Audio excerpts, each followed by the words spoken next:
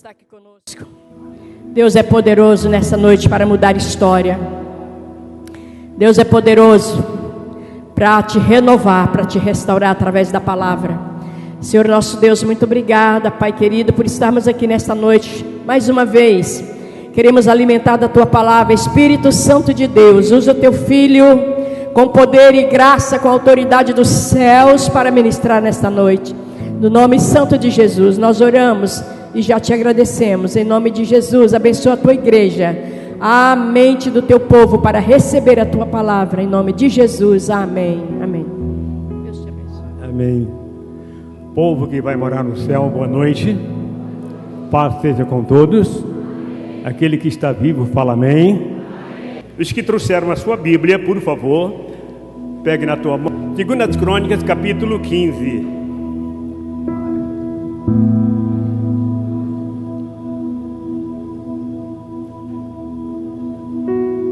Também a filha da irmã Isaura, ali, né? Deus abençoa poderosamente, em nome de Jesus. Os que encontraram 2 Crônicas, capítulo 15, pode dizer amém. Você, versículo 7, podemos ler? Está escrito assim: mas esforçai-vos e não desfaleçam as vossas mãos, porque a vossa obra tem uma recompensa. Pode ler como está na tua Bíblia?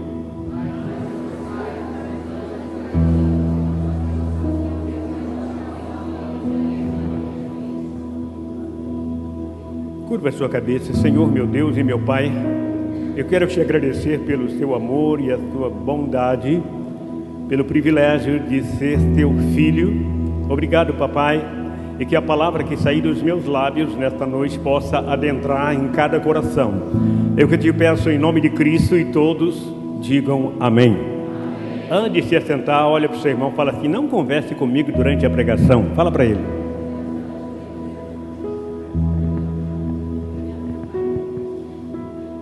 O tema do nosso mês é recompensa. O tema do nosso mês é recompensa. E o tema da minha palavra também é recompensa hoje.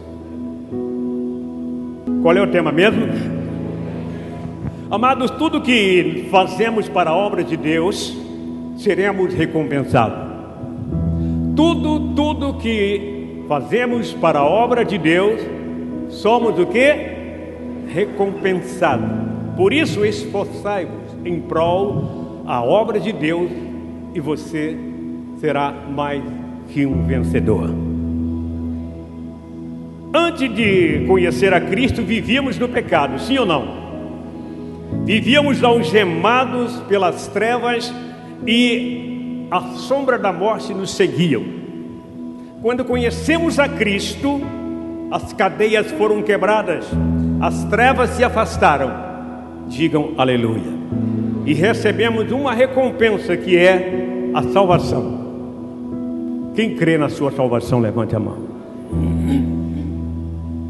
Só quem recebe a Cristo é salvo, se permanecer firme, né, pastor Isaías? Se permanecer firme. Se afastar, se desviar, corre o risco de perder a salvação. Perdendo a salvação, perde o que? A vida eterna. Diga aleluia. Onde você estava antes de conhecer a Cristo? Nas trevas.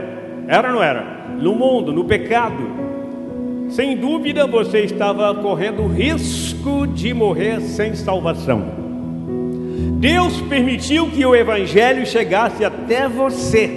Alguém intercedeu por você, alguém orou por você, e você conheceu a Cristo, e hoje você está servindo ao Senhor. E só os salvos receberão a recompensa celestial, receberão um galardão. Os incrédulos, aqueles que nunca creram, que nunca deram crédito, com certeza ficarão de fora, não receberão. É preciso conhecer a Cristo e fazer a tua vontade. Amém? Esse negócio de dizer: eu não sou cristão, eu não leio a Bíblia, eu não brigo, eu não bebo, eu não fumo, eu não prostituo, Então não tem nada que impede eu ser salvo. Errado. Jesus disse que não nascer de novo não pode entrar no reino de Deus. Posso ouvir um amém? Eu me lembro de um farmacêutico, ele estava fechando a sua farmácia, fechou uma porta. Quando ele pegou a outra porta e foi agachando, chegou um garoto correndo e meteu a cabeça debaixo da porta e disse: farmacêutico, por favor, por favor, por favor. Ele falou: já estou fechando, não vou mais abrir. Não, por favor. A minha mãe pediu esse remédio, ela não tomar esse remédio hoje, ela pode morrer essa noite. Não, eu não vou vender mais nada não, já encerrou tudo, já apaguei as luzes, por favor. Aí o menino começou a chorar. Aí o farmacêutico falou: tá bom, eu vou lá pegar. Foi lá, pegou o remédio na prateleira, ele já tinha apagado as luzes. Como ele já conhecia, sabia onde é que estava, ele pegou o remédio, trouxe e entregou o menino. É tanto. O menino falou: minha mãe falou que você vai pagar amanhã, que ela não recebeu. Além de você me parar, impedir eu fechar a minha loja, você disse que não tem dinheiro, vai pagar depois. A minha mãe, a dona Tereza, todo mundo conhece, ela precisa desse remédio hoje. Tá bom, leva. O menino foi, ele fechou a loja e ao invés de ir embora, ele pegou a caneta e a caderneta foi anotar o nome do remédio, né? E o valor, para que amanhã ele pudesse receber. Só que quando ele acendeu a luz, foi pegar a caneta para anotar o nome do remédio, ele percebeu que havia pegado o remédio errado. E se a mulher tomasse aquele remédio, ele ia morrer naquela mesma noite. Aí ele entrou em desespero. Por quê? Porque ele era incrédulo, ele era ateu, ele não conhecia Deus, e então ele entrou em desespero e disse: minha recompensa será a prisão. Se essa mulher vai morrer, eu não sei o que fazer. E ele ficou andando dentro da farmácia para lá e para cá. Aí ele chegou no balcão, colocou o braço no balcão e começou a falar: Deus, se tu existe, porque ele era ateu, se tu existe, impeça essa mulher de tomar o remédio, porque senão eu estou acabado. E se o Senhor fizer isso, eu passarei a crer no Senhor e vou dar testemunho na primeira igreja que eu encontrar na frente, e vou servir ao Senhor. Quando ele terminou de orar, bateu na porta. Ele falou: não acredito, meu Deus, a mulher morreu. O menino voltou aí para avisar que ela morreu. Ele abriu a porta, olhou para o menino, o menino chorando, né? O que foi? O que aconteceu? Ele também tremendo com medo. O menino disse: por favor, eu estava muito correndo e eu tropecei, caiu, o remédio bateu na pedra e quebrou. Aí ele virou assim: agora eu sei que o Senhor existe. Agora eu sei que o Senhor existe. O Senhor ouviu o meu clamor. Foi lá na parede, lá na prateleira, pegou o remédio certinho e deu para o garoto. Ele falou assim: agora o que eu vou falar para minha mãe? Quebrou o primeiro, agora o segundo ela vai ter que pagar 2. Disse para sua mãe que ela não precisa pagar nada, pode levar o remédio de graça. Aí o menino foi embora. Quando foi no domingo, o farmacêutico estava na igreja que aquela irmã Teresa era. Está entendendo? Aí o pastor perguntou: alguém quer dar um testemunho? Aí o farmacêutico estava lá atrás, levantou a mão: eu. Todo mundo olhou para trás e disse: farmacêutico? Aqui na igreja? Era incrédulo, era ateu. Que testemunho ele vai dar? Aí ele veio na frente e contou a história do remédio, da oração que ele havia feito, e disse: se Deus responder, eu viria para a igreja. E aconteceu exatamente isso. Por isso eu estou aqui agora. Eu creio que existe um Deus de verdade. E a partir de agora, eu não vou estar aqui todos os dias da semana, porque eu tenho o meu trabalho na farmácia. Mas pode contar comigo, todo domingo eu estarei aqui exaltando o nome desse Deus. Porque Ele me recompensou, me livrou das garras da morte. Pode aplaudir mais forte o nome de Jesus? Ele é digno de honra e glória. No livro de Mateus, no capítulo 8, versículo 28 ao versículo 34, nos relata a história de um homem que, por ser incrédulo, ele foi possuído por uma legião de demônios. E sendo possuído por uma legião de demônios, ele atormentava todo mundo das suas regiões. Ele era da região de Decápolis. Decápolis possuía, naquela época, 10 cidades pequenas. Era composta de 10 cidades. E todo mundo daquelas 10 cidades morriam de medo desse homem. Chamavam ele de louco. Mas na verdade ele não era louco, ele estava possuído por uma legião de demônios.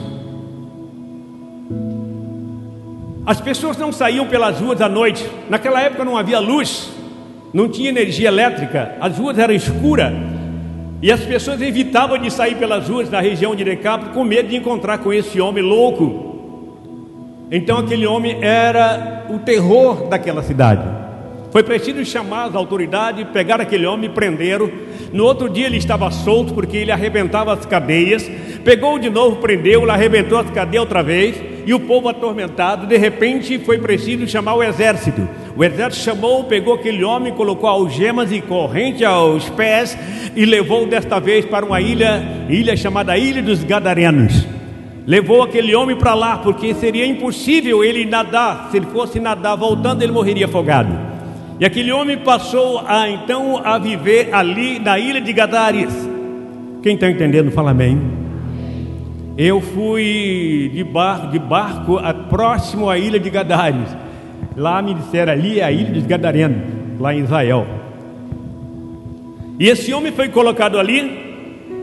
E na ilha de Gadares tinha algumas pessoas que trabalhavam cuidando de alguns animais, como porcos e outros mais. Mas era bem do outro lado. E esse homem foi colocado justamente na parte próxima ao cemitério e na beira da praia.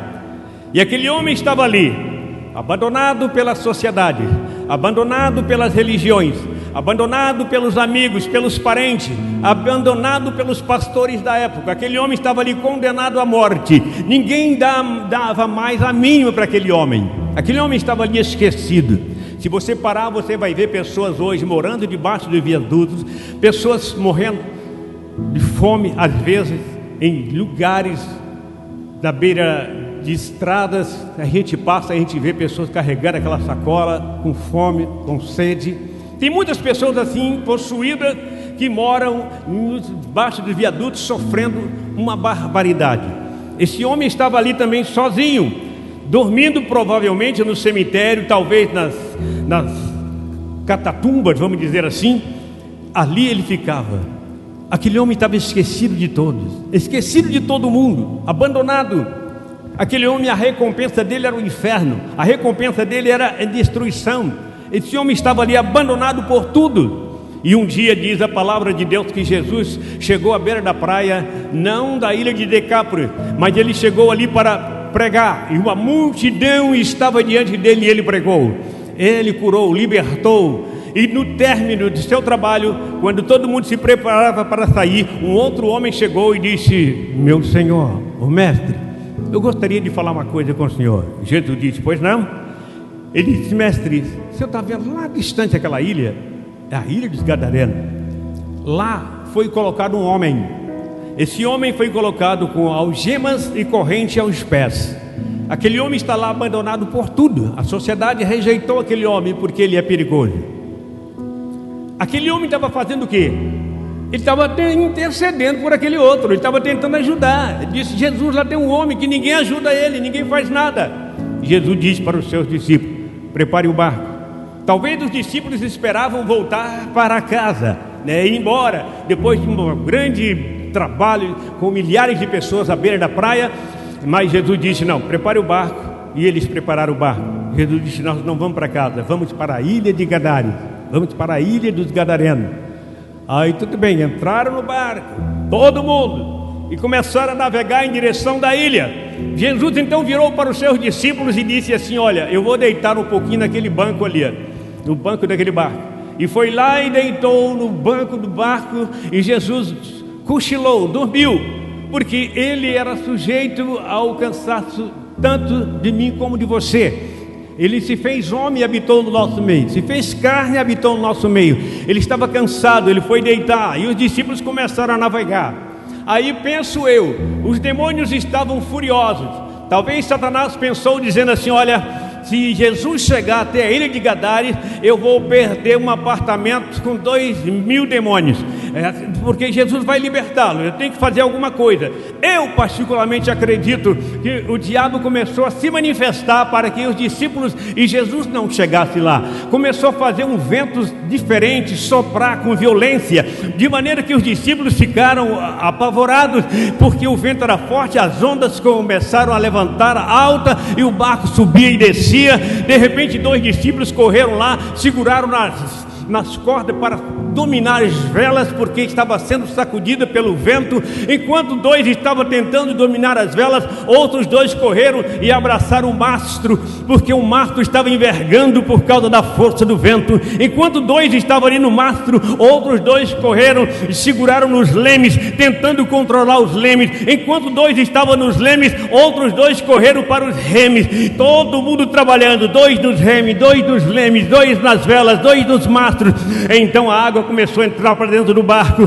Rapidamente o restante de discípulos, que sobraram 3 aproximadamente, pegaram vasilha e começaram a tirar água. O mar jogava para dentro do barco e eles jogavam para fora. E o desespero, eles disseram: vamos morrer aqui, será que vamos para o fundo do mar hoje? Quando de repente alguém disse: mas o nosso mestre está aqui. Esquecemos que o nosso mestre Jesus está ali deitado no banco. Quantas vezes nós passamos por momentos dificílimos e ficamos apavorados e esquecemos que Jesus está conosco, sendo que ele disse: eis que estou convosco todos os dias até a consumação dos séculos. Quantas vezes ele disse: eis que estou convosco todos os dias? Mais forte essas palmas para ele.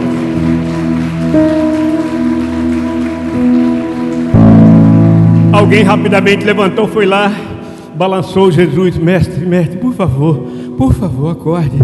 Aí Jesus levantou, abriu os olhos: Senhor não importa conosco, olha para a tempestade, olha para o mar. Aí Jesus levantou do banco onde ele estava e caminhou com dificuldade no barco, porque balançava e o vento soprava. Os cabelos de Jesus eram sacudidos, as vestes balançavam pelo vento.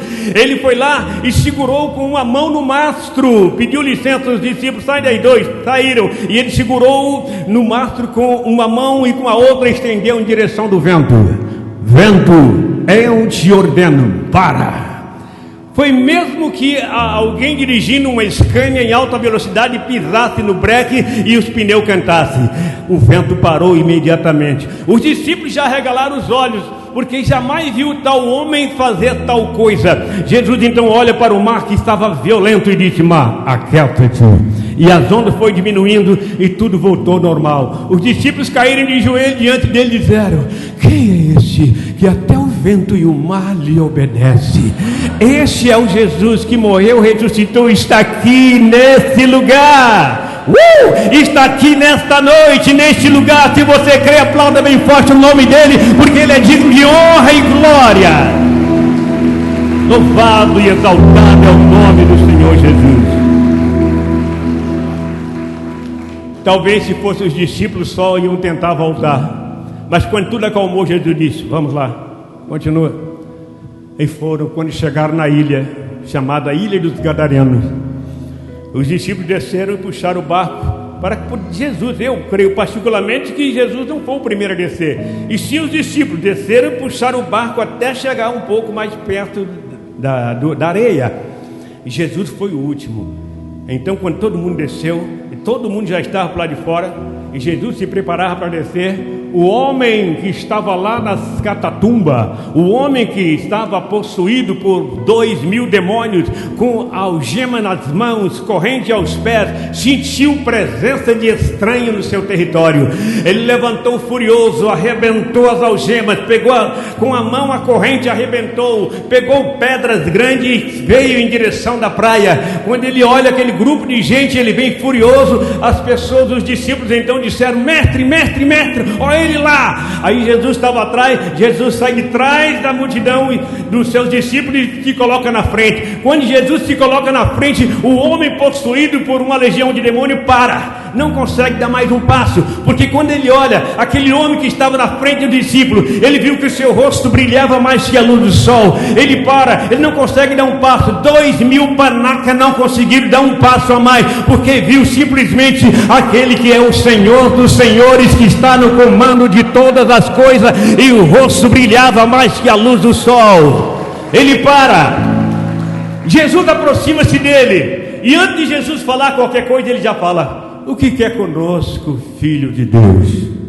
Em outras palavras, estamos tranquilos no corpo deste homem, estamos aqui curtindo, tranquilos. O Senhor vem, em outras palavras, vem aqui nos incomodar. Jesus disse: cala-te, qual é o teu nome?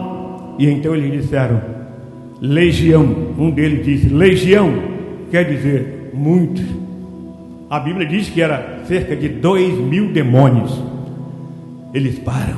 2.000 demônios numa pessoa. Espera um pouquinho. Maria Madalena tinha 7 demônios. Quase matou ela. Ela ficou apavorada. Ela ficava como se fosse uma louca. 7. Esse homem tinha quanto? 2.000. É por isso que ele arrebentava as cadeias. Está me entendendo? Aí quando Jesus chega perto dele, ele olha para Jesus e fala assim, eles olham no homem e diz assim: não nos mande para o abismo. Por que não nos mande para o abismo? Porque os demônios têm medo do abismo. Eles foram lançados lá e conseguiram descobrir como saía, e via de rodear a terra perturbando as pessoas. Aí Jesus, quando foi mandar ele sair, aí os porqueiros passando, cuidando de uma porcada. A Bíblia diz que era cerca de 2.000 porcos. É muito porco, né? É muito porcos, é ou não é? Muitos, 2.000. Aí os demônios disseram para Jesus: Senhor, permita que entramos nesses porcos. Jesus permitiu. Amém? De repente o homem ficou livre e os porcos ficaram malucos. Os porcos saíram correndo, pulando, saltando, e todos os porcos entraram no mar e morreram afogados. Quando os porqueiros viram aquilo, eles ficaram incomodados, correram e avisaram os donos. Aquele que era dono dos porcos, ele avisou. E se você ler a Bíblia, você vai entender que naquela ilha tinha alguns empresários que tinham muitos animais. Eram homens incrédulos que não acreditavam em Deus, e eles vieram correndo. Leia lá na Bíblia. E eles vieram, e então os porqueiros disseram: foi aquele homem lá que está no meio, ele que puxou o espírito que estava naquele homem, e todos os porcos morreram. Aí aqueles homens disseram: sai de nossa ilha, sai de nossa terra, não te queremos aqui. Eles expulsaram Jesus dali. Pode ler. Eles não queriam Jesus de forma nenhuma. Mas o homem foi liberto. O homem estava barbudo, cabeludo, só tinha uma peça de roupa, talvez uma tanga, cabeludo, fedorento, talvez cheirava muito mal porque dormia no cemitério. Ele estava liberto. Eu particularmente acredito que Jesus mandou os discípulos cuidar dele, dar um banho, cortar o cabelo, e dar umas novas vestes. E aquele homem agora estava limpinho, novinho, cabelo cortado, com um juízo perfeito. Ele virou para Jesus. E eu particularmente acredito que Jesus então chegou para ele, depois que ele estava pronto, e se apresentou e disse para ele: eu sou o caminho, a verdade e a vida. Ninguém vem ao Pai senão por mim. Jesus disse àquele ex-endemoniado: eu sou a luz do mundo. Quem me segue não andará em trevas. Eu sou a porta. Aquele que entrar por mim entrará, sairá e achará passagem. Aquele homem então caiu de joelho e disse: Senhor, deixe-me ser um dos seus. Eu quero ser um dos seus discípulos. Eu quero ir contigo, Senhor. Jesus disse: não precisa ir comigo. Eu quero que você volte para onde você veio e avisa a todos o que o Senhor fez por você. A recompensa desse homem foi a libertação. A recompensa desse homem foi voltar e anunciar, testemunhar o que o Senhor fez na vida deles. Muitos aqui têm dado testemunho do que Deus fez na sua vida e continua testemunhando. missionária Deise estava falando comigo que o pastor Ayrton deu o testemunho dele lá na nossa congregação. Nós temos que dar o nosso testemunho e dizer o que Deus fez, o que Deus tem feito na nossa vida e o que Deus é poderoso para fazer. Você crê nisso? Diga aleluia. Diga graças a Deus e aplauda o nome de Jesus bem forte. Toda honra e toda glória seja dada ao Senhor. O nosso Deus está aqui neste lugar. O nosso Deus está aqui nesta noite. Posso ouvir um amém? Rapidamente, o pai de família estava contando que estava desempregado, tinha 5 filhos e não sabia o que fazer. Era novo convertido e orou ao Senhor pedindo: abra uma porta para mim, por favor, abra uma porta para mim, por favor. Aí ele, passando uma determinada rua, viu lá uma placa: precisa de faxineiro. E era uma crise na sua cidade. Ele então foi lá na recepção, bateu, alguém atendeu. Ele falou que estava precisando de um emprego. Ele viu a faixa aí: faxineiro, está precisando? Ele disse: sim, está precisando. Você é faxineiro? Eu faço faxina. Eu faço faxina. Ele não era faxineiro, mas eu faço faxina. Tá bom, então entra e conversa com o pessoal lá no departamento pessoal. Conversou, tudo bem. No outro dia ele estava pronto para trabalhar. Foi para a empresa, chegou cedo, 10 minutos antes. Ele dobrou o joelho num cantinho lá, agradeceu a Deus: Senhor, muito obrigado por este emprego, por essa porta que o Senhor abriu para mim. Eu tenho 5 filhos, minha esposa e eu, nós estamos passando por apuro. Muito obrigado. E orou e tudo bem, começou a trabalhar. Aí todos os dias ele fazia a mesma coisa. E um dia os colegas pegaram ele orando. Ele estava no cantinho orando lá. A turma que trabalhava na firma, que era incrédulo, e além de incrédulo, críticos, começaram a zombar dele, porque ele era crente. Todos os dias a turma tirava a uma daquele rapaz, daquele homem, e ele não estava nem aí. Ele ia trabalhar, ele orava normalmente. Aí um dia estava aquele barulho lá fora, era cedo, a turma tirando o sarro dele. Aí o patrão saiu para ver o que é. O que está acontecendo? Não, é porque todo dia que não vem trabalhar, ele tem que dobrar o joelho ali no cantinho ali e orar, falar com Deus dele. O patrão também era ímpio, virou para ele e disse assim: eu quero que você saiba de uma coisa: quem paga o seu salário sou eu, não é o seu Deus. Você vem aqui para trabalhar, não para orar. Aí disse: Senhor, mas eu não estou orando no trabalho, eu oro antes, eu não quero saber. Se eu pegar você mais uma vez fazendo isso, você vai embora. Aliás, eu vou ver que você realmente está apto para ficar na nossa firma. Aí tinha uma rural velha encostada lá no cantinho, e havia mato em volta dela. Uma rural mais que não funcionava mais, estava lá há muitos anos. Aí virou para ele: olha, se você quer realmente continuar trabalhando na nossa empresa, pega aquela rural e coloca lá no estacionamento. Ele olhou e falou assim: ô patrão, eu não sei dirigir. O patrão disse: eu não quero nem saber. Você não diz que tem um Deus? E seu Deus pode te ajudar, vai lá. Aí ele foi assim mesmo, pegou a chave e foi. Chegou lá, ele olhou para a rural, tinha até mato dentro. Aí ele abriu a porta, sacudia a poeira, bateu, sentou e falou assim: Senhor, por favor, eu não posso perder esse emprego. Por favor, faça esse carro funcionar, me leva até o estacionamento, que o Senhor dirija no meu lugar, porque eu não sei dirigir.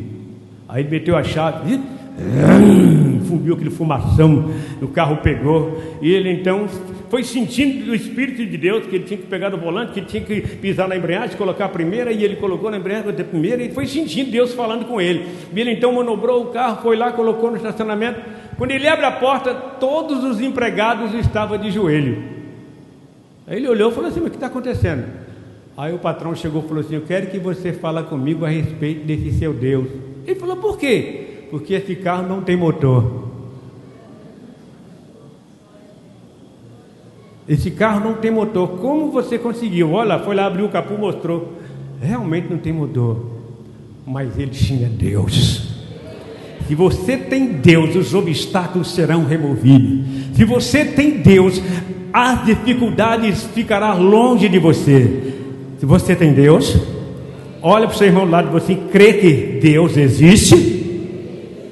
Olha para o seu irmão, você tem Ele como seu Salvador.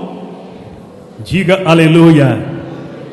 Ele opera desta forma. A recompensa desse rapaz foi continuar no seu trabalho, e ele então teve o privilégio de falar para o patrão a respeito de Jesus, e todos os empregados creram que existe um Deus que está no comando de todas as coisas. O nosso Deus faz coisas poderosas. O nosso Deus é poderoso. Ele cura, Ele liberta, Ele transforma, Ele salva, Ele restaura o casamento, Ele restaura a família. Ele opera poderosamente nas nossas vidas. Só voltando mais um pouquinho, mais uma pincelada. Quantas pessoas morreram da Covid? Milhares? Fala, milhares ou milhares? Você morreu? Você está vivo? Então glorifica ao Deus Todo-Poderoso. Ele cuidou de você.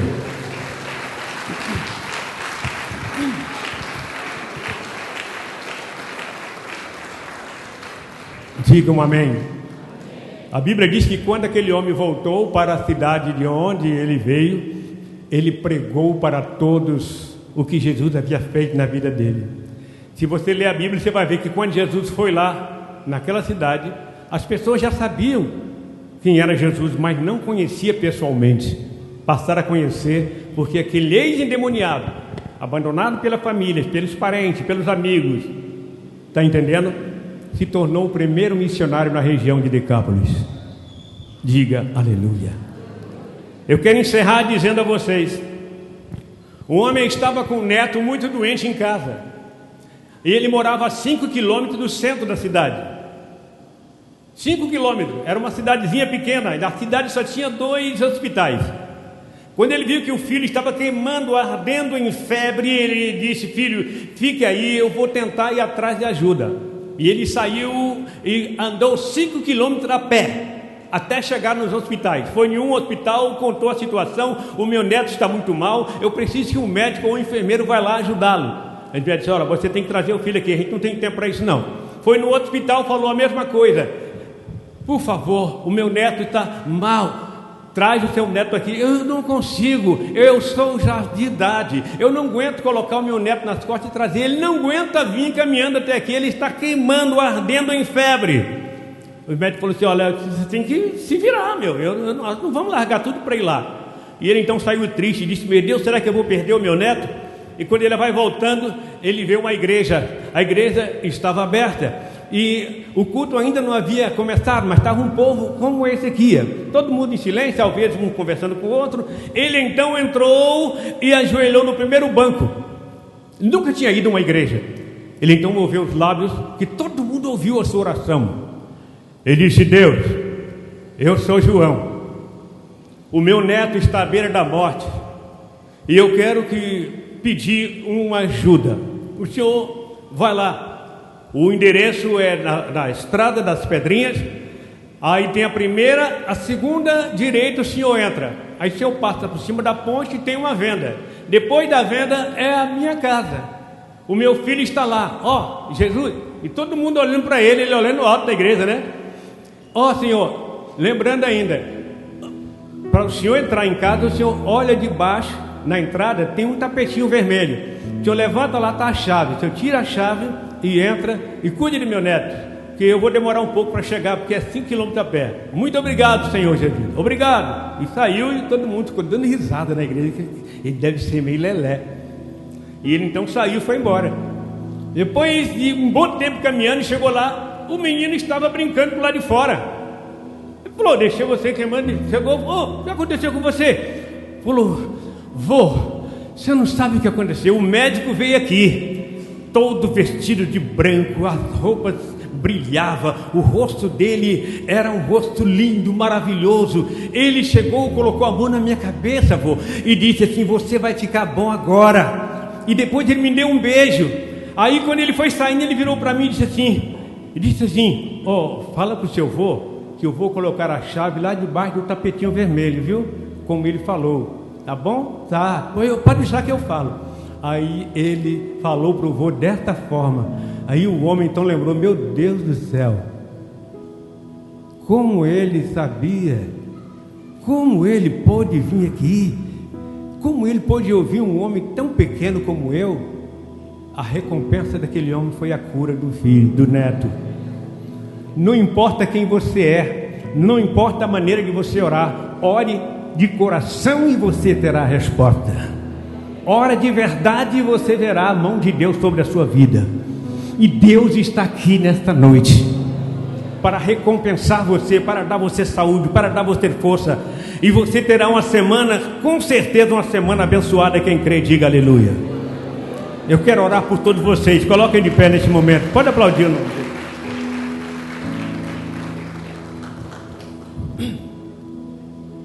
Amém.